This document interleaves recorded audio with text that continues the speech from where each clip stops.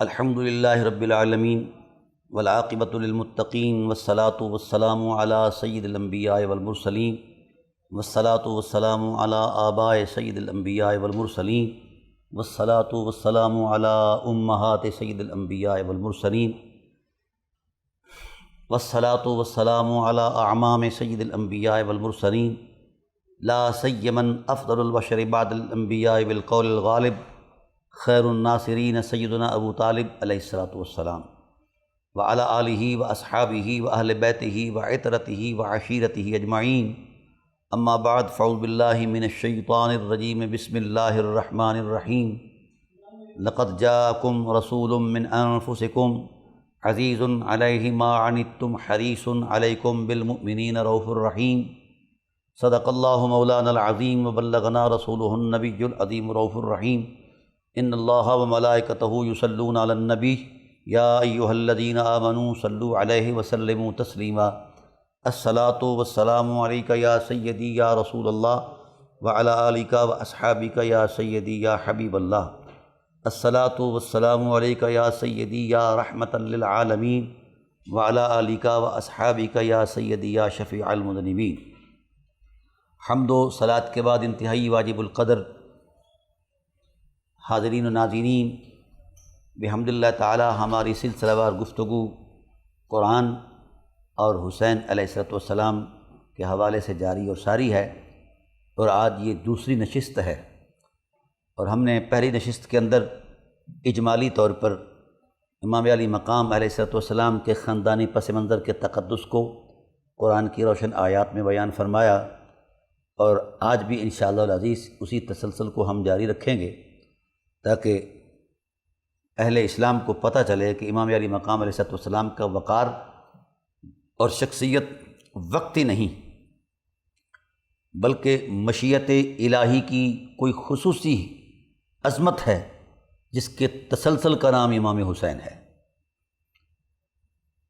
میں گزارش کروں گا اہل علم سے بھی اور تمام مکاتب فکر کے لوگوں سے بھی، امام علی مقام علیہ السلام کی شخصیت کا جائزہ کوئی شخص اپنے نظر و فکر سے نہ لے۔ یہ اللہ کی حرمت ہیں، اور اللہ کی حرمت پر اور اس کی عظمت پر یقین کرنا واجب ہے۔ میرے رسول صلی اللہ علیہ وآلہ وسلم نے یہ نبوی زبان سے ارشاد فرمایا، الا ان للہ حرمات ثلاث، لوگو ہوش سے سنو، اللہ کی کائنات میں صرف 3 حرمتیں ہیں، ومن حفظہن حفظہ اللہ لہ فی الدنیا والآخرہ، جو ان حرمتوں کی تکریم کرے گا، حفاظت کرے گا،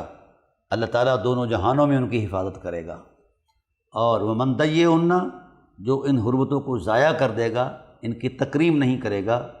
تو وہ اللہ تعالیٰ کے ذمہ کرم سے اسے نکال دیا جائے گا، خدا کی رحمت سے انہیں دور کر دیا جائے گا۔ اصحاب رسول نے عرض کی، یا رسول اللہ من ہن، وہ 3 حرمتیں کیا ہیں؟ تو آپ صلی اللہ علیہ وسلم نے ارشاد فرمایا، حرمت الاسلام و حرمتی و حرمت اہل بیتی، اسلام کی حرمت، میری حرمت، اور اہل بیت نبوت کی حرمت، یعنی مرتبہ حرمت میں یہ تینوں حقیقتیں ایک ہیں۔ اللہ اکبر۔ اب میں جب جائزہ لیتا ہوں اسلام کا، تعلیمات اسلام کا، تو تعلیمات اسلام میں جو مؤثر فطرت حقیقت ہے وہ ذات محمد صلی اللہ علیہ وسلم کی ہے بطور دلیل، اور عین ایسے ہی جس طرح حضور کی ذات مؤثر فطرت ہے دین کے اندر بطور دلیل، تو میرے رسول نے فرمایا حسین بھی عین ایسے ہی مؤثر عظمت ہے دین کے اندر، دین کی قوت میں۔ تو جو ذات والا صفات ہمارے دین کے ہر منظر نامے میں، ہر پہلو میں، ہر احساس میں، ہر عظمت میں بطور دلیل روشن بن کر مؤثر ہو، پھر اس کا جائزہ ہم کہاں سے لیں؟ جتنا ہمارے دین کا، اسلام کا حجم ہے، جغرافیائی تسلسل ہے، اس کے پیچھے روشن حقیقت جو ہے بطور پیکر محسوس، وہ رسول خدا صلی اللہ علیہ وسلم کی ذات والا صفات ہے اور اہل بیت اطہار میں۔ تو یہ حرمتیں از خود نہیں وجود میں آئیں، مشیت الہی کی کوئی حکمت تھی جو اسے محبوب تھی۔ ان الدین عند اللہ الاسلام، اللہ کے ہاں پسندیدہ دین اسلام ہے، اور پھر دین کے لیے، اسلام کے لیے جس ذات والا صفات کا انتخاب کیا گیا بطور رسول، وہ محمد صلی اللہ علیہ وسلم کی ذات ہے، اور رسول اللہ صلی اللہ علیہ وسلم کی ذات نے جن نفوس قدسیہ کا اپنے بعد انتخاب فرمایا ہے دین کے تقدس میں، دین کی اتباع کے تسلسل میں، وہ اہل بیت النبوت ہیں۔ اور امام علی مقام علیہ السلام تو اہل بیت النبوت کی ایک منفرد شناخت ہیں، منفرد عظمت ہیں۔ ہر ایک ذات اپنے مرتبے میں بلند اور برا ہے۔ ان کی اماں کا مرتبہ کون پامائش کرے، ان کے بابا کی حرمت کہاں کوئی احاطہ بیان کرے، ان کے اخی حضرت امام حسن کی حرمت کہاں سے کوئی شروع کرے اور کہاں تک لے جائے، دائرے سمٹے ہوئے نظر آتے ہیں۔ یقین کیجئے یہ اسی تسلسل کا منظرنامہ ہے جسے قرآن پاک نے پس منظر میں بیان فرمایا، ان ابراہیم کان امۃ قانتا للہ حنیفہ۔ یقیناً ابراہیم علیہ السلام فرد کائنات نہیں، شخصیت نہیں، بلکہ حرمتوں عظمتوں کی کائنات ہے۔ قانتا للہ حنیفہ، اللہ کے حضور وہ قانت تھے، فرمانبردار تھے۔ شاکرا لانعمہ اجتباہ وہداہ الی صراط مستقیم۔ تو قرآن کریم ایسے نفوس قدسیہ کو صرف محض شخصیت کے طور پر بیان نہیں فرماتا، اللہ تعالیٰ ایسے لوگوں کو ایک کائناتی عظمت میں بیان فرماتا ہے، یونیورسل سٹیٹس میں بیان فرماتا ہے۔ تو ناظرین کرام، بڑی عجیب بات ہے کہ ہم نے اپنے کرد و پیش کے علمی جائزے کے تسلسل میں یہ باتیں جو کرتے ہیں، سنتے ہیں، کہتے ہیں، مجھے اس سے انکار نہیں، لیکن ہر شخص کا ظرف نظر ہے، ہر شخص کے مطالعے کی وسعت ہے۔ تو میں گزارش کرتا ہوں کہ امام علی مقام امام حسین علیہ السلام کو یا تو قرآن کے آئینے میں دیکھو، یا صاحب قرآن صلی اللہ علیہ وسلم کی روشن احادیث میں دیکھو، تو یقیناً آپ کو اندازہ ہوگا کہ حسین محض شخصیت نہیں، حرمتوں کی کائنات ہیں، دین کا وقار ہیں، بقائے دین کی ضمانت ہیں، فروغ دین میں روشن کردار ہیں، عظمت اور حرمت کا ایک حوالہ ہیں، عصمت اور تقدس کی ایک پہچان ہیں، شرافت اور عفت کا ایک پیکر محسوس ہیں اور اسوہ ہیں۔ یہ محض باتیں نہیں ہیں، قرآن نے ان حرمتوں کو بیان کیا ہے، اور انشاءاللہ ہم پورے تسلسل کے ساتھ بیان کریں گے۔ ہماری گفتگو چل رہی تھی کہ قرآن کریم نے خاندان حسین کے تقدس کو جس انداز میں بیان فرمایا ہے، وہ میں اس لیے بتانا چاہتا ہوں، یہ بات ذہن میں رہے۔ ذمہ داری تو نبوت کی نبی کے ذمہ ہوتی ہے، فروغ شریعت اور تبلیغ شریعت اسی کی ذمہ داری ہوتی ہے، لیکن یہ منصب صرف تسبیح خوانی پر مشتمل نہیں ہے۔ اس منصب کے اندر اللہ تعالیٰ کی ذات نے بہت سارے کام کروانے ہوتے ہیں۔ اس کائنات میں اپنے دین کی قانونی تشریعی حیثیت کو منوانا ہوتا ہے، اور سلطنت اور ریاست کے سارے نظام کو دین کے روشن حقائق کے تابع کرنا ہوتا ہے۔ تو وحدہ لا شریک جل و علا نے یہ اپنی الوہی حکمت کے اندر یہ طے کیا ہے کہ جس کی ذمہ داری میں یہ لگاؤں کہ وہ میرے دین کی تبلیغ کرے، اس کا ابلاغ کرے، تو کم از کم اس کی شخصیت کو اس انداز میں مرتب کروں کہ کائنات کا کوئی شخص ان کے کردار پر، سیرت پر، ان کی شخصیت پر کسی بھی اعتبار سے انگلی نہ اٹھا سکے۔ تو ہمارے علماء نے یہ بات لکھی ہے، اہل سنت علماء نے، کہ رسول کا یا تبلیغ دین کرنے والے کا جو خاندان ہے، پس منظر ہے خاندانی، وہ جتنا زیادہ محترم ہوگا، حرمت مآب ہوگا، عصمت مآب ہوگا، عفت مآب ہوگا اور حمیت مآب ہوگا، تو وہ اس اعتبار سے نبوی تبلیغ میں ان کی حمیت بطور دلیل مؤثر ہوگی۔ کہیں ایسا نہ ہو کہ کوئی شخص اٹھ کر کھڑا ہو اور تانا دے کہ یہ خاندان اس طرح کا تھا، اس طرح کا تھا، کوئی معمولی تھا، نہیں۔ اللہ تعالیٰ کے ذات نے یہ اہتمام قدرت کی عظمت میں یہ چیز بیان فرمائی ہے، اور کفار مکہ نے جب اس طرح کی بات کہی اپنے عناد اور ہٹ درمی کے اندر کہ مثل محمد مثل نخلۃ فی قباء الارض، محمد صلی اللہ علیہ وسلم کی مثال تو اس کھجور کے پودے کی طرح ہے جو کوڑے کرکٹ کی زمین پر روڑی پر اگا ہوا ایک کوڑا کرکٹ ہو۔ تو اس اعتبار سے یعنی جو مبدأ پیکر محمد لوگ تھے ان پر انہوں نے یہ بات کہی تو اللہ کی غیرت جلال میں آئی۔ کہا تم میرے نبی کے خاندان کے تقدس کو پامال کرنا چاہتے ہو؟ سنو، لقد جاءکم رسول من انفسکم عزیز علیہ ما عنتم، میرا رسول تو ان لوگوں سے تشریف لایا ہے جن لوگوں کی طبائع کے اندر نفاستیں اپنی معراج محسوس کرتی تھیں، حرمتیں اپنے وقار کی بھیک مانگا کرتی تھیں، عصمتیں اپنے وجود کو وہاں محسوس کرتی تھیں۔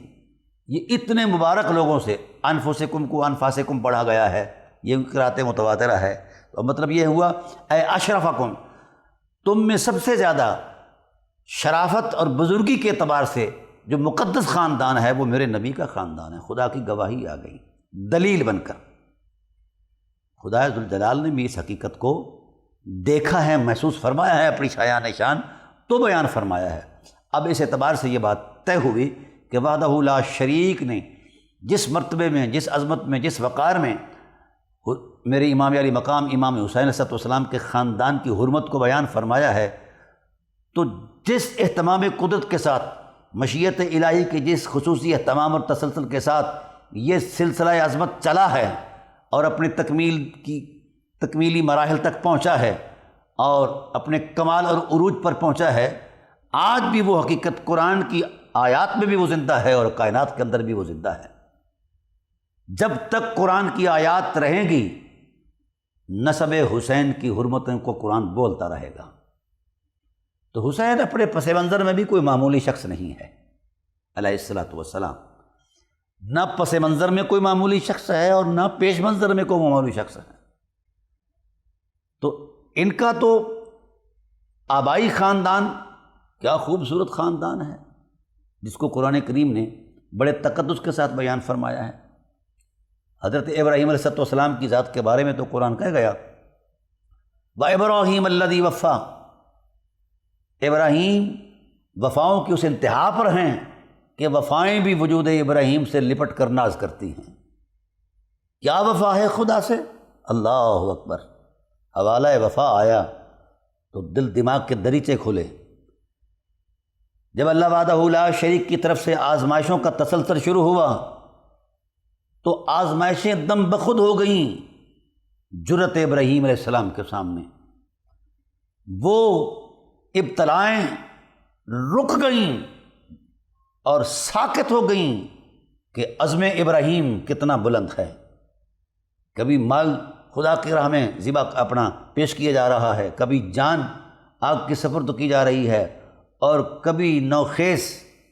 80 سال کے ثمر اور نتیجہ میں ملنے والی اولاد کی قربانی کی جا رہی ہے۔ تو قرآن کریم نے اس وفا کا جو تقدس بیان فرمایا ہے، اسے کائنات کی تو کوئی طاقت پس منظر میں نہیں دھکیل سکتی، یہ حقیقت ہے۔ اللہ تعالیٰ نے خود ارشاد فرمایا فلما بلغ معه السعي قال يا بني اني ارى في المنام اني اذبحك فانظر ماذا ترى قال يا ابت افعل ما تؤمر ستجدني ان شاء الله من الصابرين فلما اسلم وتله للجبين۔ یہ خدا اس منظر کو بیان کر رہا ہے، یہ خاندان حسین کی حرمت کو قرآن بیان کر رہا ہے۔ اور پھر ٹھیک ہے، حسین اگر صرف صاحبزادہ ہوتا، شہزادہ ہوتا تو شہزادگی کی عظمت میں اترتا۔ یہ 3500 سال کے پہلے جو پرانے نقوش تھے ایک قصہ پرینہ کے تسلسل میں جاری تھے، کوئی انہیں جانتا تھا کوئی نہیں جانتا تھا۔ کربلا معلیٰ کی سرزمین پر حسین نے ان حقیقتوں کو نیا تازہ حوالہ دیا ہے، نئی حرمت دی ہے، نئی جلا بخشی ہے۔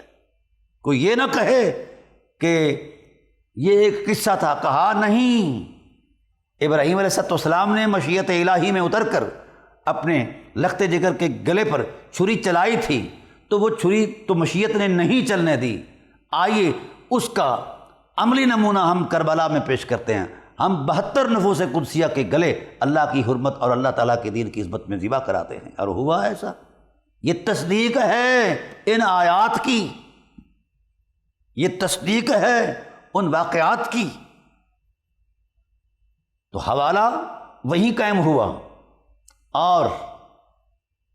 اس کو معراج کربلا میں ملی۔ اس لیے ڈاکٹر اقبال نے کہا کتنی سادہ و رنگین ہے داستان حرم، ابتدا جس کی اسماعیل ہے اور انتہا حسین ہے۔ تو اس خاندان کا تقدس جب کفار مکہ نے پامال کیا، اور آج بھی کچھ ویسی قسم کے لوگ خاندان نبوت کے تقدس کو پامال کرنے کے لیے ایڑی چوٹی کا زور لگا رہے ہیں، اور اپنے جھوٹے وضعی علم کے تسلسل میں اس طرح کی ہرزہ سرائی کر رہے ہیں جو کفار مکہ کا ایک پرانا تسلسل تھا، یہ انہی کی ڈگر پر چل کر نئی اختراعی باتیں کر رہی ہیں، اور جس طرح انہوں نے منہ کی کھائی تھی آج یہ بھی منہ کی کھائیں، اور قیامت تک اللہ کی حرمتوں کو کوئی نہیں چھیڑ سکتا۔ جن حرمتوں کی حفاظت خدائے ذوالجلال کے ذمہ کرم پر ہو انہیں کون چھیڑ سکتا ہے؟ فانوس بن کے جس کی حفاظت ہوا کرے وہ شمع کیا بجھے جسے روشن خدا کرے۔ تو ناظرین کرام، جب کفار مکہ نے یہ ہرزہ سرائی کی کہ مثل محمد مثل نخلۃ فی قباء الارض، محمد صلی اللہ علیہ وسلم کی مثال تو اس طرح ہے کہ جس طرح کوڑے کرکٹ کے ڈھیر پر اگاتا ہے کھجور کا پودا، تو حضور کے خاندان کے تقدس کو پامال کیا۔ وحدہ لا شریک کی غیرت جلال میں آئی، فرمایا لقد جاءکم رسول من انفسکم، اے لوگو میرا رسول تو ان نفوس قدسیہ سے آیا ہے جہاں عصمتیں سلام کرتی ہیں، حرمتیں سلام کرتی ہیں، شرافتیں اور بزرگیاں اپنے وجود کی بھیک مانگتی ہیں۔ اور پھر یہی قرآن پاک بے شمار آیات میں اس حرمت کو بیان کر رہا ہے۔ کفار مکہ یہ سمجھے کہ ابراہیم علیہ السلام کا چچا جو بت تراش تھا تو ظاہر ہے جس کے گھر میں بت تراشے جا رہے ہوں بتوں کا اثر تو ان پر ہوتا ہے نا، یہ ان کا وہم تھا۔ اس لیے انہوں نے حضور سید عالم صلی اللہ تعالیٰ علیہ وآلہ وسلم سے کہا کہ اے محمد تم کس دین کی تبلیغ کرتے ہو؟ انہوں نے کہا دین ابراہیم کی۔ کہا ابراہیم تو مشرک تھے۔ یہود نے کہا کس دین کی تبلیغ کرتے ہو؟ کہا جی دین ابراہیم کی۔ کہا وہ تو عیسائی اور یہود تھے۔ تو اللہ کی غیرت نے جواب میں کہا ما کان ابراہیم یہودیا ولا نصرانیا ولکن کان حنیفا مسلما، ابراہیم نہ یہودی تھے، نہ اسرانی تھے، نہ نصرانی تھے، اور نہ ہی مشرک تھے، بلکہ ولکن کان حنیفا مسلما، وہ تم ایک سیدھے مسلمان تھے، ہر باطل سے کٹ کر ذات حق میں گم تھے۔ انہیں تو بتوں کا خیال بھی کبھی تصور میں نہیں گزرا، تم کہتے ہو کہ وہ مشرک تھے، نعوذ باللہ من ذالک۔ تو اللہ نے فی الفور جواب دیا، فی الفور، میرا رسول ان لوگوں سے آیا ہے، اور اگر تم یہ کہتے ہو کہ آدر بت تراش تھا تو ابراہیم علیہ السلام بتوں کے ماحول میں رہتے تھے، تو سنو میں خدا ہو کر گواہی دیتا ہوں، میرا ابراہیم ایسے ماحول میں اپنی نبوی غیرت میں کیسا رہا ہے۔ فرمایا وَإِذْ قَالَ إِبْرَاهِيمُ لِأَبِيهِ وَقَوْمِهِ إِنَّنِي بَرَاءٌ مِّمَّا تَعْبُدُونَ، یاد کرو حبیب، ان کو یاد دلواؤ وہ حقیقت جو ابراہیم علیہ السلام کی ذات نے اس بت پرستی کے ماحول میں ارشاد فرمائی تھی۔ غیرت خلیل نے گرج کر کہا اپنے باپ سے، اپنی قوم سے، وَإِذْ قَالَ إِبْرَاهِيمُ لِأَبِيهِ وَقَوْمِهِ إِنَّنِي بَرَاءٌ مِّمَّا تَعْبُدُونَ، میں تم سے بھی نفرت کرتا ہوں اور تمہارے ان جھوٹے خداؤں سے بھی نفرت کا اعلان کرتا ہوں۔ میں پاؤں کی ٹھوکر پر بھی انہیں مارنا پسند نہیں کرتا، دفع ہو جاؤ، اٹھاؤ اپنے خدا اور بھاگ جاؤ۔ جناب ابراہیم علیہ السلام نے جن فرتے جذبات میں وہ الفاظ کہے تھے اس ماحول میں کھڑے ہو کر، یہ خلیل کی غیرت کا ایک ایسا منظر تھا کہ خدائے وحدہ لا شریک کی رحمت بھی جھوم اٹھی۔ کہا ابراہیم تم تنہا اس ماحول کی سنگینی کے باوجود بھی کھڑے ہو گئے ہو میرے پیار کی عظمت میں۔ وَإِبْرَاهِيمَ الَّذِي وَفَّى، ابراہیم تو نے وفا کی انتہا کر دی ہے۔ تو میرے رب نے بھی برملا کہا اے ابراہیم بڑی بات ہے یار، تو نے ایسے ماحول اور سنگین ترین حالات میں یہ ایسے نقوش قائم کیے ہیں جب ہر طرف کفر کا اندھیرا ہے، اور اس اندھیر نگری کے اندر یہ حالات آپ نے یکسر نقشہ بدل دیا ہے۔ وَقَالُوا إِنَّنِي بَرَاءٌ مِّمَّا تَعْبُدُونَ إِلَّا الَّذِي فَطَرَنِي فَإِنَّهُ سَيَهْدِينِ، میں تو اس کی عبادت کرتا ہوں جس نے مجھے وجود بخشا ہے، اور میں اسی ذات کی عظمت پر یقین رکھتا ہوں جو مجھے روشن ہدایت دیتا ہے۔ تو میرے رب نے کہا اے میرے ابراہیم تیرے پیار کو ہم تازہ رکھیں گے، تیرے ان فرط جذبات کے کلمات کو ہم قرآن کا حصہ بنائیں گے، اور پھر تجھ پر انعام یہ کرتے ہیں اِلَّا الَّذِي فَطَرَنِي فَإِنَّهُ سَيَهْدِينِ وَجَعَلَهَا كَلِمَةً بَاقِيَةً فِي عَقْبِهِ لَعَلَّهُمْ يَرْجِعُونَ۔ ہم تیرے اس کلمہ طیبہ کو جو تو نے بولا ہے، ہم اس کو تیری اولاد میں باقی رکھیں گے، ان کی اولاد میں باقی رکھیں گے، یعنی جہاں تک تیری نسل کا تسلسل قائم رہے گا اے میرے پیارے خلیل، ہم تیری اولاد کو، ان کی اولاد کو، ان کی اولاد کو، ان کی فطرتوں کے اندر کلمہ طیبہ کا نور رکھیں گے۔ یہ ہے خاندان حسین، جس کے پورے تسلسل کے اندر ہر شخص کے خمیر میں کلمہ طیبہ کا نور رہا، توحید الہی کی عظمتیں رہیں، ہر شخص مواحد رہا، ہر شخص متدین رہا، ہر شخص دین کی حرمت میں رہا، اللہ کے نور کی حفاظت میں رہا۔ اس حد تک اللہ کے نور کی حفاظت رہی اس خاندان حسین پر، خاندان مصطفیٰ صلی اللہ علیہ وآلہ وسلم پر، کہ خود رسالت نے گواہی دی فَلَمْ يُصِبْنِي شَيْءٌ مِّنْ عَهْدِ الْجَاهِلِيَّةِ، ہر دور کے اندر سے جب میں گزرا تو جہالت کا سور شرابہ تھا، دورہ تھا، لیکن میرے خاندان کی کردار کی عظمت اتنی بلند رہی کہ انہوں نے میری ذات تک کوئی ماحول کا تہذیبی اور تمدنی اعتبار سے کوئی ایک نقطہ بھی نہیں آنے دیا۔ فَلَمْ يُصِبْنِي شَيْءٌ مِّنْ عَهْدِ الْجَاهِلِيَّةِ، کوئی شے بھی عہد جاہلیت کے میرے وجود تک نہیں پہنچی۔ میرا ہر بابا استقامت میں امام تھا، میرا ہر بابا پاکیزگی کی انتہا تھا، میری ہر ماں عصمت کا ایک حوالہ اور شرافت کی ایک عظمت تھی۔ تو ہر لحاظ سے خاندان محمد، خاندان حسین اپنے اس تسلسل میں پاکیزہ رہا، بلکہ پاکیزگیاں ان کے وجود سے اپنے وجود کی بھیک مانگا کر یہ معیار رہے۔ اس کی گواہی قرآن بھی دے رہا ہے، اور اس کی گواہی زمانے بھر کے لوگوں نے بھی دی ہے، جو عینی شاہد گزرے ہیں، ہر ایک کی گواہی موجود ہے۔ پھر نبی آخر الزماں صلی اللہ علیہ وسلم نے تو وما ینطق عن الہوا کی زبان سے جو گواہی بخشی ہے، یہ اپنا مقام آپ رکھتی ہے۔ اس لیے ناظرین کرام، اب اس بات پر کسی کی ذہنی جوڑ توڑ یا فکری تراش خراش کی کوئی وقت نہیں ہے۔ جہاں رسول بول جائیں اس سے آگے کوئی حقیقت نہیں ہے، جہاں خدا بول جائے اس سے آگے ہم کسی علم کے حوالے کو جانتے نہیں ہیں۔ بہرحال عرض کر رہا ہوں کہ مولا حسین پاک علیہ السلام کا جو خاندانی پس منظر ہے وہ کس قدر مقدس ہے اور کتنا حرمت مآب ہے۔ تو رسول اللہ صلی اللہ علیہ وآلہ وسلم نے نبوی زبان سے نبوی خطبہ ارشاد فرمایا وضع لی المنبر ودعا لی الناس، میرے لیے ممبر بچھایا جائے اور لوگوں کو بلایا جائے۔ تو میرے رسول صلی اللہ علیہ وآلہ وسلم کی ذات والا صفات نے اپنی اس عظمت کو اپنی نبوی زبان سے بیان فرمایا ہے۔ یہ اس لیے میں عرض کر رہا ہوں کہ حسین علیہ السلام کو راہ جاتے ہوئے فرط جذبات میں کوئی صرف شخصیت کا ٹائٹل نہ دے۔ حسین اللہ کی مشیت کا ایک ایسا نور ہے اور ایسی عظمت ہے جس پر خدا گواہ ہے، رسول گواہ ہے اور کائنات گواہ ہے۔ تو میں انشاءاللہ وہ پوری آیات کے ردم میں انشاءاللہ ان کو بیان کروں گا، تاکہ ناظرین کرام کے قلب و روح گرما جائیں کہ حسین صرف یہاں سے شروع نہیں ہوتا جہاں سے ہم نے شروع کیا ہوا ہے۔ تو رسول اللہ صلی اللہ علیہ وآلہ وسلم کی ذات والا صفات نے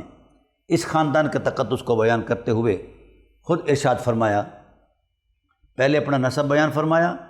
پھر فرمایا وَمَا افْتَرَقَ النَّاسُ فِرْقَتَيْنِ إِلَّا جَعَلَنِي اللَّهُ تَعَالَى فِي خَيْرِهِمَا فَأُخْرِجْتُ مِن بَيْنِ أَبَوَيَّ فَلَمْ يُصِبْنِي شَيْءٌ مِّنْ عَهْدِ الْجَاهِلِيَّةِ وَخَرَجْتُ مِنَ النِّكَاحِ وَلَمْ أُخْرَجْ مِنْ صِفَاءٍ مِّن لَدُنْ آدَمَ حَتَّى انتهيت إِلَىٰ أَبِي وَأُمِّي فَأَنَا خَيْرُكُمْ نَفْسًا وَخَيْرُكُمْ أَبًا۔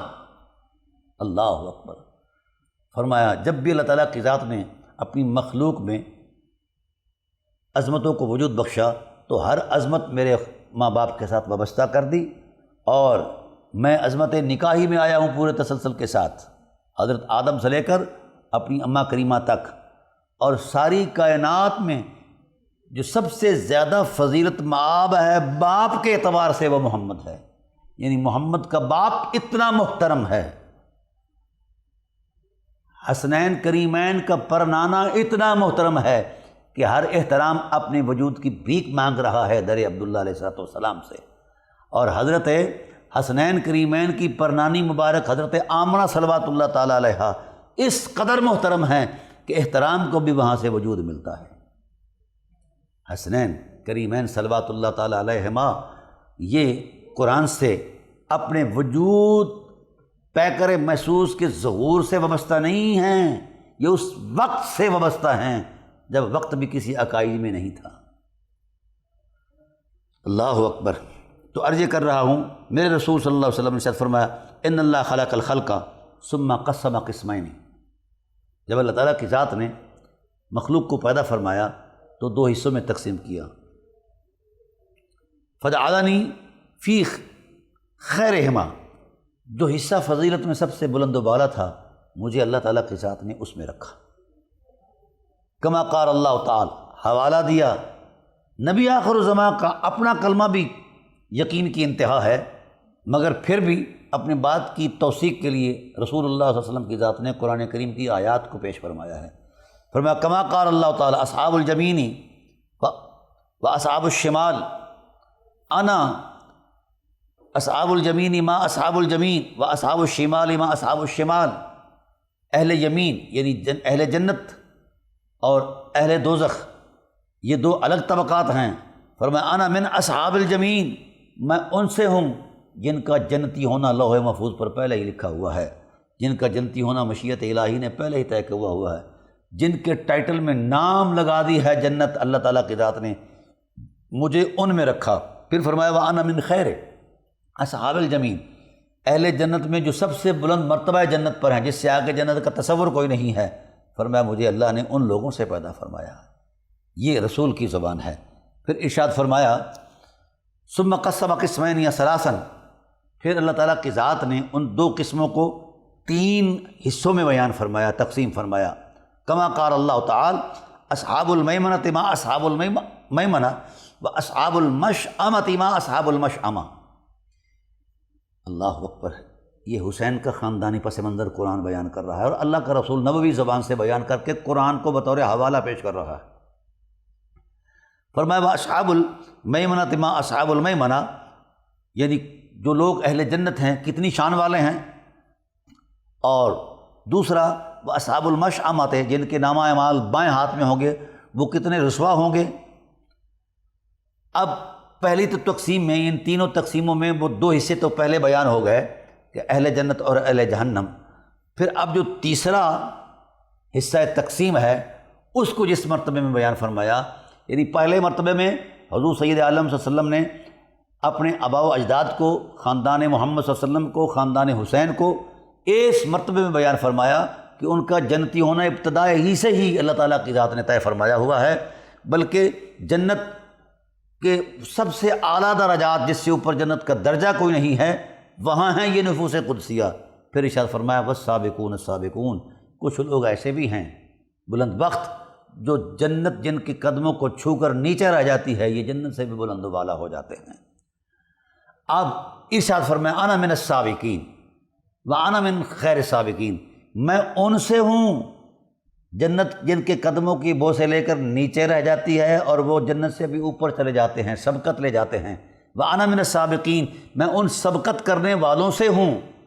وانا من خیر السابقین، میں ان سے ہوں جو سبقت کرنے والوں سے بھی آگے بڑھے ہوئے ہیں، جس سے آگے تعینات کائنات کا کوئی تصور موجود نہیں۔ اس وقت اصحاب رسول کے ذہن میں یہ بات آئی کہ اس سے آگے پھر کیا مقام ہو سکتا ہے، تو حضور عظمت الہی سے آواز آئی، میرے محبوب جو فرما رہے ہیں ٹھیک فرما رہے ہیں، والسابقون السابقون، آپ یہ خیال کرتے ہیں کہ جنت 7ویں آسمان پر ہے اور پھر اس کے بعد جنت کے 7 آسمانوں کی بلندی، پھر جنت کے اپنے حجم کی بلندی، پھر اس کی جغرافیائی بلندی بے شک بہت بلند و بالا ہے۔ تو میرے کریم آقا علیہ السلام کے تمام خاندان عظمیٰ کے لوگ اس بلندیوں سے بھی بلند ہو گئے، تو رہا سبقت کا سوال کہ وہ جنت نیچے رہ گئی، وہ جنت سے بھی بلند ہو گئے تو وہ کدھر گئے؟ تو قرآن بولا اولئک المقربون، وہ ادھر ادھر نہیں گئے، وہ قرب حضور الہی میں آئے ہیں، اللہ کے قرب میں رہتے ہیں، اللہ کے حرم میں رہنے والے ہیں۔ یہ ہے خاندان حسین کا پس منظر۔ جس ذات والا صفات کا خاندانی پس منظر اس قدر بلند و بالا ہو، اس ذات والا صفات کے مقام کو ہم کہاں سے شروع کریں؟ پھر ارشاد فرمایا فی جنات النعیم، اللہ اکبر، وہ جنات النعیم کے اندر اور قرب حضور الہی میں ہیں جہاں نعمتیں ہی نعمتیں ہیں، اللہ اکبر۔ پھر ارشاد فرمایا ثم جعل القبائل فجعلنی فی خیرہا قبیلۃ، پھر اللہ نے لوگوں کے قبائل بنائے تاکہ ایک دوسرے کا تعارف رہے۔ جو قبیلہ فضیلت میں سب سے بلند تھا، جس سے آگے کوئی فضیلت نہیں انسان کے لیے، اللہ نے مجھے اس قبیلے میں رکھا۔ اللہ اکبر۔ اور آیت پڑھی اللہ تعالیٰ کے حبیب صلی اللہ علیہ وسلم نے وَجَعَلْنَاكُمْ شُعُوبًا وَقَبَائِلَ لِتَعَارَفُوا، یہ قبائل کو اس لیے تقسیم فرمایا گیا کہ تاکہ تعارف قائم رہے، باہمی ربط قائم رہے۔ پھر ارشاد فرمایا وَأَنَا أَتْقَى مِنْ وُلْدِ آدم، پوری نسل انسانیت میں، اولاد آدم میں سب سے زیادہ اگر صاحب تقوی کوئی ذات ہے تو وہ محمد صلی اللہ علیہ وسلم کی ذات ہے۔ پھر اسی زبان سے فرمایا حسین مجھ سے ہے اور میں حسین سے ہوں۔ ناظرین کرام، جہاں تقوی کی انتہا ہے وہاں میرے حسین کا تبسم ہے۔ اللہ اکبر۔ وَأَكْرَمُهُمْ عَلَى اللَّهِ، حضور عظمت الہی میں سب سے زیادہ صاحب کرامت ہوں، یہ حضور بیان فرمائے۔ ثم فرمایا ولا فخر، مجھے اس بات پر فخر نہیں۔ اگلی بات کہہ کے حیران کر دیا، فرمایا ثم جعل القبائل بیوتا، پھر اللہ تعالیٰ کی ذات نے ان قبائل کو گھروں میں تقسیم فرمایا، بیان فرمایا۔ اللہ اکبر، اللہ اکبر۔ فجعلنی فی خیرہا بیتا، سب سے افضل گھر جو مجھے اللہ نے بیان فرمایا ہے، بیان عطا فرمایا ہے، اس سے زیادہ فضیلت مآب کائنات میں کوئی اور گھر نہیں ہے۔ یہاں میرے رسول نے اپنی اس کلام کی توثیق میں آیت بیان فرمائی، فرمایا یہ جو میں نے کہا فجعلنی فی خیرہا بیتا ثم جعل القبائل بیوتا، جب قبائل کو بیوت اور گھروں میں تقسیم فرمایا تو پھر گھروں میں جو سب سے افضل گھر تھا وہ اللہ نے مجھے عطا فرمایا۔ پھر ارشاد فرمایا جانتے ہو میرے اس گھر کی تکریم کیا ہے؟ انما یرید اللہ لیذہب عنکم الرجس اہل البیت ویطہرکم تطہیرا، یہ وہ گھر ہے جس کی طہارت کا ذمہ اللہ نے اپنے ذمہ کرم پر لیا ہوا ہے، اور پاکیزگیوں کا نور سارا اس گھر کی حرمت کے لیے نازل فرما دیا ہے۔ اور پھر فرمایا آنا وآہل بیتی مطہرون من الذنوب، میں اور میری اہل بیت تمام ذنوب سے، تمام گناہوں سے پاک ہیں، صاف ہیں، شفاف ہیں۔ یہ ہے میرے حسین کے گھر کا، میرے حسین کے خاندان کا تاریخی پس منظر جو قرآن کریم نے اپنی حرمت میں بیان فرمایا، اپنی عظمت میں بیان فرمایا، اپنے تقدس میں بیان فرمایا۔ اور پھر اس گھر کا حوالہ تو جبرائیل علیہ السلام سے پوچھیے۔ ام المومنین حضرت عائشہ صدیقہ صلوات اللہ تعالیٰ علیہا فرماتی ہیں کہ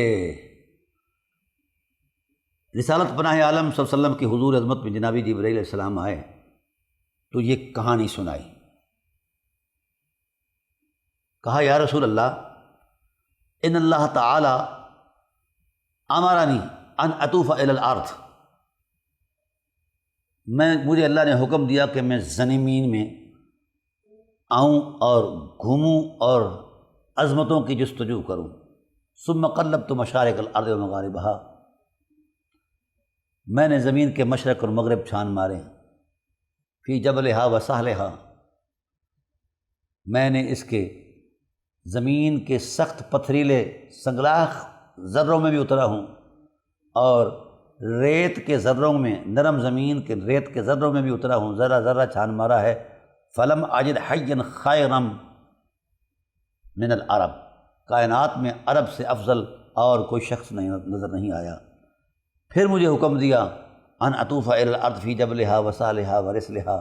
پھر میں جاؤں زمین کی اسی تسلسل میں، نرم زمین میں بھی، سخت زمین میں بھی، سنگلاخ زمین میں بھی پھروں، پھر تلاش کروں۔ فلم اجد خیرا من العرب، پھر عربوں میں سب سے زیادہ فضیلت میں آپ جو نظر آیا وہ نزار کا قبیلہ آیا۔ مجھے پھر حکم دیا، میں پھر نزار کے قبیلے میں آیا، پھر اس میں سے تلاش کیا تو نزار میں سے قریش سے افضل نظر کوئی نہیں آیا۔ پھر قریش کے قبیلے میں آیا تو یا رسول اللہ قریش کے قبیلے سے افضل، قریش کے قبیلے میں ہاشم علیہ السلام اور بنی ہاشم سے افضل کوئی قبیلہ نظر نہیں آیا۔ پھر یا رسول اللہ میں پھر آیا، مجھے اللہ نے حکم دیا کہ زمین میں پھروں، میں پھر آیا ان عظمتوں کی تلاش میں۔ یا رسول اللہ فلم اجد خیرن خیر بیوتن من بیتک، تیرے گھر کے علاوہ میرے آقا کوئی گھر مجھے افضل نظر نہیں آیا۔ فضیلتیں یہاں آ کر رک جاتی ہیں، آگے فضیلت کا تصور ہی کوئی نہیں ہے اس سے آگے۔ اور پھر فرمایا مجھے اللہ نے حکم دیا کہ جاؤ انسانیت کے اندر نفوس کی تلاش کرو، تو پھر یا رسول اللہ فلم اجد خیرا من کا، آپ کی ذات سے افضل، آپ کی ذات سے بہتر، آپ کی ذات سے زیادہ تقدس میں اور کائنات میں کوئی نظر نہیں آیا۔ تو میرے آقا یہ فضیلتوں کی تدریج شروع کرتے ہوئے میں یہاں تک پہنچا ہوں، تو میرے رسول نے تبسم فرمایا کہ جس تدریج کو تم بیان کر رہے ہو جبرائیل جانتے ہو میری آغوش میں کیا ہے۔ حضور صلی اللہ علیہ وسلم کی ذات نے وہ چادر کھولی تو جناب امام حسین سید عالم صلی اللہ علیہ وسلم کی آغوش میں تھے اور امام حسن تھے۔ فرمایا تو نے وہ ساری فضیلتیں لا کر میرے وجود تک ٹھہرا دی ہیں، اور میری فضیلت کی یہ دو نفوس قدسیہ میری فضیلت کی علامت ہیں اور شناخت ہیں۔ تو جبرائیل علیہ السلام نے عرض کیا یا رسول اللہ ہاں ایسا ہی ہے، پر مشیت الہی نے ایک پیغام بھی دیا ہے کہ اس شہزادے کو آپ کی امت کربلا کی زمین میں شہید کر دے گی۔ اگرچہ پس منظر میں جو حرمت بیان ہوئی تھی اس سے رسول یقیناً خوش ہوئے، بہت خوشی ہوئی، لیکن اس وقت جہاں حضور کی محبت کا قبلہ حضور کی آنکھوں کے سامنے تھا، جب اس کی بات ہوئی تو رسول اللہ صلی اللہ علیہ وسلم کی چشمان رحمت سے آنسو برسنے شروع ہو گئے۔ تو ناظرین کرام،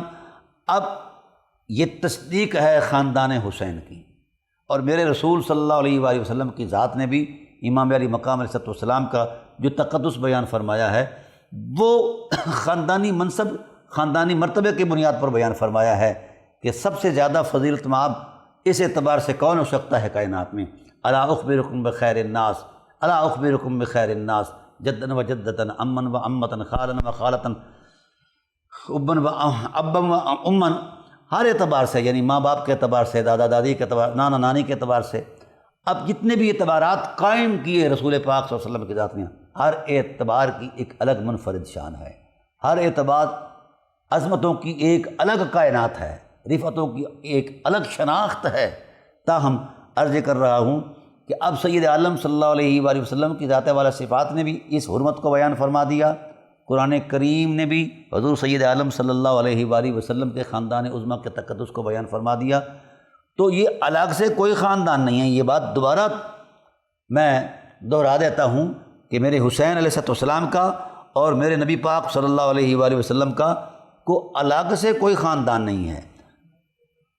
تمام جو خاندان حسین کا ہے وہی خاندان رسول کا ہے، جو عظمتیں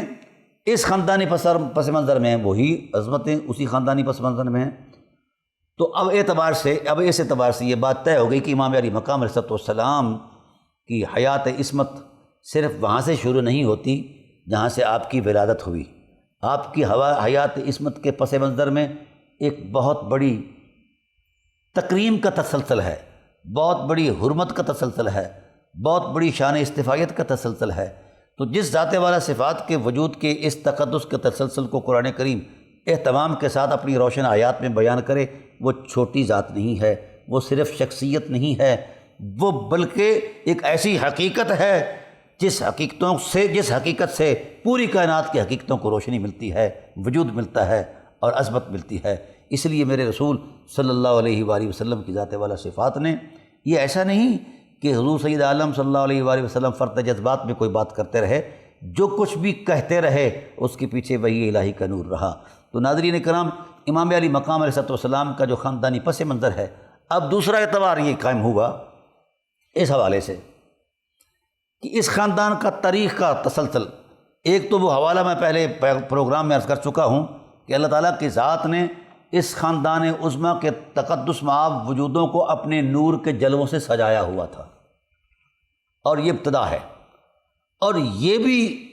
میرے رسول نے فرمایا کہ تخلیق آدم سے بھی 2000 سال پہلے میرا خاندان حضور عظمت الہی میں ان کی ارواح جو ہیں وہ اللہ کی تسبیح بیان کرتی تھی، اور پھر ان کی تسبیح کے ولولے اور ذوق سے نور کے ملائک جو ہیں، فرشتے جو ہیں، وہ تسبیح کناں تھے۔ میں عرض کرنا چاہتا ہوں، جس خاندان کا پس منظر، جس ذات والا کے خاندان کا پس منظر اس قدر مقدس ہو، وہ عام آدمی نہیں ہوتا، وہ خاص الخاص بلکہ اخص الخاص ہوا کرتا ہے۔ اس لیے اللہ تعالیٰ کے حبیب صلی اللہ علیہ وسلم نے جب تک حیات رہے، جب تک حضور سید عالم صلی اللہ علیہ وآلہ وسلم حیات رہے، تو ان کی محبتوں کا قبلہ حسین رہے ہیں۔ اور جب کبھی امام علی مقام علیہ السلام بچپن اور لڑکپن میں کبھی آپ کا رونا حضور سن لیتے تو بےتاب ہو جایا کرتے تھے، جزا اور فضا کے تصور میں بےتاب ہو جایا کرتے تھے۔ اب رہا یہ معاملہ کہ ان کے خاندانی پس منظر میں دینی اعتبارات کتنے تھے، تو آئیے ہم قرآن کریم کی ایک آیت پیش کرتے ہیں۔ حضرت ابراہیم علیہ السلام کی ذات والا صفات نے حضور عظمت الہی میں تعمیر کعبہ کے بعد دعا کی، ربنا وجعلنا مسلمین لک ومن ذریتنا امۃ مسلمۃ لک، اے اللہ ہم نے تیرے گھر کو تعمیر کیا، ہماری دعا ہے کہ ہم جب تک رہیں تیرے حضور سربہ سجود رہیں، اور ہماری اولاد میں سے ایک طبقہ انسانیت ایسا پیدا فرما جو مسلسل تیرے حضور تیری عظمت کے سامنے جھکا رہے، تسلیم و رضا ان کا خمیر رہے، تیری محبت ان کی دلی کیفیات رہیں، تیرا عشق ان کا لباس رہے، تیری اطاعت ان کا رویہ رہے، ان کی زندگی رہے۔ تو اللہ تعالیٰ نے فرمایا ہاں ایسا ہی ہوگا۔ تو تمام تفسیر والوں نے مسلمۃ اللہ کی تفسیر میں کہا لے یستمر الاسلام، اے اللہ لے یستمر الاسلام، مسلسل وہ دین اسلام پر رہیں، مسلسل وہ دین اسلام پر رہیں، اور دین اسلام ان کا لباس، ان کا مزاج رہے۔ اور بڑا خوبصورت جملہ ہے، اللہ تعالیٰ ارشاد فرماتے ہیں یقیناً ایسا ہی ہوگا، وہ میرے عبادت گزار ہوگے۔ پھر انہوں نے کہا کہ پروردگار عالم، جس وقت اسلام ان کے نفوس قدسیہ پر اتنا غالب رہے کہ انہیں تیری رضا کے علاوہ کوئی چیز احساس ان کے قلب و روح سے گزرے ہی نہیں، تو اللہ تعالیٰ نے فرمایا ہاں یقیناً ایسا ہوگا۔ تو اتنی حرمت مآب جو ایک انسانی طبقہ کی جو صورت گزرے گی، پھر اس حرمت اور تقدس اور عصمت کے ماحول کے اندر ربنا وبعث فیہم رسولا، اپنا شان والا رسول بھیج، یتلو علیہم آیاتک ویعلمہم الکتاب والحکمہ ویزکیہم انک انت العزیز الحکیم۔ تو اس تسلسل میں وہ اپنا محبوب بھیج، حضور تشریف فرما ہوئے، اور پھر اسی تسلسل اور تقدس کو قائم رکھا۔ اللہ تعالیٰ کی ذات نے اپنے محبوب کی عصمتوں کا اللہ تعالیٰ کی ذات نے خود اہتمام فرمایا، پھر محبوب صلی اللہ علیہ وآلہ وسلم کے کاشانہ رحمت کی عصمت اور حرمت کا خود اہتمام فرمایا، پھر اہل بیت نبوت کی عصمت اور حرمت کا خود اہتمام بیان فرمایا ہے۔ تو ناظرین کرام، قرآن کریم کی 20 آیات ایسی ہیں جو جناب امام علی مقام امام حسین علیہ السلام کے خاندانی پس منظر کے تقدس کو بیان کر رہی ہیں، اور حرمت کو بیان کر رہی ہیں، عصمت کو بیان کر رہی ہیں، اور ان کے وقار شخصی کو بیان کر رہی ہیں۔ جتنے بھی آباء و اجداد گزرے ہیں، ہر جد کریم اپنے زمانے میں 4 خاصیتیں ان کی فطری عظمت ہوا کرتی تھی: سخاوت اور عفت اور حمیت اور شرافت۔ یہ ان پر اتنا غالب ہوتا، بلکہ حضور سید عالم صلی اللہ علیہ وسلم جس پیکر میں اترتے اور متبسم ہوتے، آپ کے تبسم کا جو بھی تصور ہوتا اس وقت، وہ ساری شخصیت، وہ شخص، وہ جد کریم اس تصور میں اتر جاتی، اور اس شخص کا اس وقت اس زمانے میں نام پس منظر میں چلا جاتا، وہ حضور کے تبسم کی حرمت کے نام کے ٹائٹل سے وہ پہچانے جاتے۔ جس طرح حضرت ہاشم علیہ السلام کا نام امر الاولا تھا، لیکن حضور کے سخاوت کے تبسم نے ان کو امر الاولا سے ہٹا کر جناب ہاشم علیہ السلام کے تصور میں پیش کیا ہے۔ تو ناظرین کرام، کوئی بھی صورت ہو، آپ کسی بھی جہت سے امام علی مقام علیہ السلام کے خاندان کو دیکھ لیں پس منظر کی عظمت میں، تو پھر سبحان اللہ قرآن کی 20 آیات اس حرمت کو بیان کر رہی ہیں، اور جن کے خمیر میں اللہ تعالیٰ اور جو اہتمام قدرت خود خدا فرما رہے ہیں، وَتَقَلُّبَكَ فِي السَّاجِدِينَ، سجدہ ریزیوں میں آئے ہو، الذی یراک حین تقوم، حبیب ہماری نگاہوں کے حفاظت کی عظمت میں آئے ہو، اس حرمت میں آئے ہو، تو اس اہتمام قدرت کے ساتھ وابستہ ہے ذات حسین۔ اللہ تعالیٰ کی بارگاہ عظمت میں دعا ہے کہ اللہ تعالیٰ حسین سید حسین سرکار علیہ السلام کی اس حرمت کا یقین کرنے کی توفیق نصیب فرمائے۔ انشاءاللہ بقیہ اگلے اقساط کے اندر اللہ تعالیٰ میری اور آپ کی حاضری کو قبول عطا فرمائے۔ وما علینا الا البلاغ۔